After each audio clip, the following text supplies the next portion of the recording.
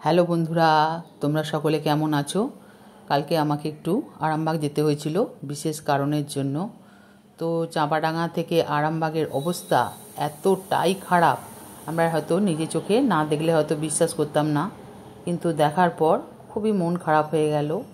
একে তো একটানা বৃষ্টি, তারপর নদীর বাঁধও ভেঙে গেছে, দোতলা বাড়িগুলো অবধি জলের তলায় চলে গেছে। খুবই মন খারাপ হয়ে গেল। সেখানকার মানুষগুলোর খুবই অবস্থা খারাপ।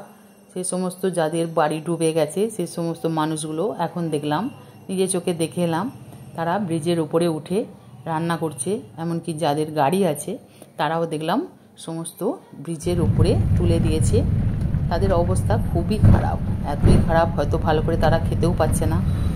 এমনকি রাস্তাতেও প্রচুর পরিমাণে জল উঠে গেছে।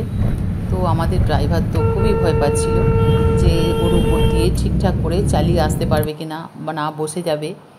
তো যা হোক করে ড্রাইভার আমাদের সেখানটা পার করে দিয়েছিল।